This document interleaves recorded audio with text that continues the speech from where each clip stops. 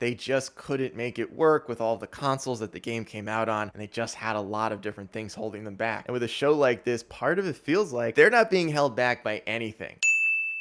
Cyberpunk 2077 is widely known as one of the biggest, most massive game launch failures of all time. The amount of hype involved in a game like Cyberpunk versus what we actually got when the game came out could not have been farther apart. And for a long time, the discussion was, can this game, can this franchise that they're attempting to build ever rebound from the absolutely epic collapse that it suffered as soon as it came out? I think that Cyberpunk Edgerunners might be exactly what this franchise needed in order to get it back on track. So I'm a little bit late here. I saw this show came out and I was scrolling Netflix one day, and I'm not gonna lie, the fact that the Cyberpunk game did so poorly, it had so much bad press, that affected my interest in watching this show. Kind of similarly to Arcane. That show, I saw League of Legends in the title. I never played League of Legends, so I stayed away. Glad I finally gave it a shot because Arcane is one of the greatest TV shows ever made, and Cyberpunk Edgerunners might be right up there. All the Arcane fans, trust me, I'm one of you guys and I absolutely love that show.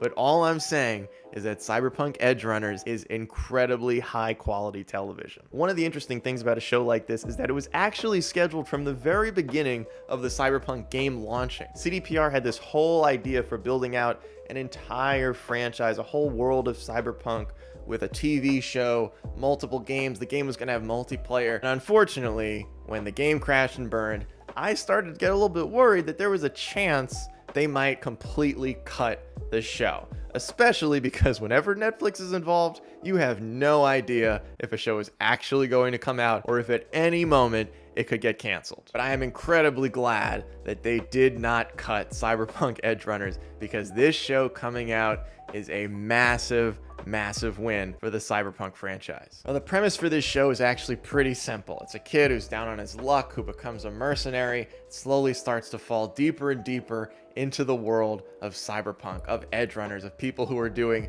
pretty illegal stuff in an attempt to make enough money to get by. There is so much going on in this show, and there is so much that I am glad they are finally getting to touch on, that it is incredibly exciting to see a project like this finally come out. One of the few bright spots that Cyberpunk 2077 actually received acclaim for was Night City. In this show, I think they have absolutely knocked Night City out of the park. It's also worth noting, I was a huge fan of Blade Runner. I was a massive fan of Blade Runner 2049. I think it's one of the greatest films ever made within the last 10 years or so. I remember watching that movie and thinking, man, I wish there was a game. I wish there was a TV show. I wish they would like branch out this world of cyberpunk technology, the vibes, all of the colors. It just looks so cool. It has such an awesome feel to it, and that's exactly what you're getting from a show like this. Night City is grungy, it's immersive, it's futuristic, it's realistic. Honestly, the vibe I got from it from watching just this show alone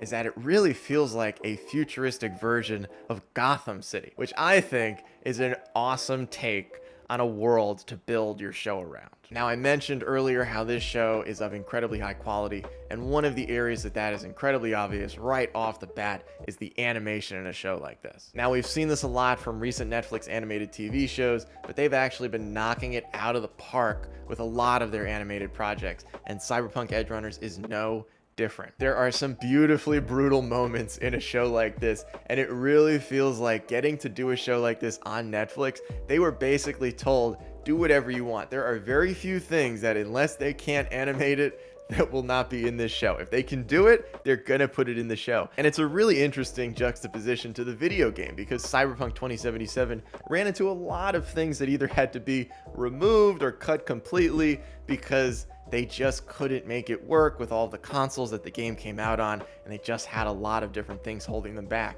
And with a show like this, part of it feels like they're not being held back by anything. And it's really exciting to see them just run with all of the creative ideas that they've had for the show. Now, all of this being said, one of the most important things about a show like Cyberpunk Edgerunners is what it means to the franchise as a whole. Now, I am someone that owns Cyberpunk and has still not played it. I heard there's DLC coming, so I think I'm gonna wait until the full experience is finally ready. That being said, watching this show makes me want to dive into the world. One of the other things that's really exciting about Cyberpunk Edgerunners is all of the Easter eggs in this TV show for the people that stuck with the game and played through it. There are so many things I saw in gameplay and trailers that show up in Cyberpunk Edgerunners. It feels like the people that stuck with the game and stuck with the series are finally being rewarded for being such diehard fans. Seeing a show like this succeed is all I needed to get reinvested into Cyberpunk 2077.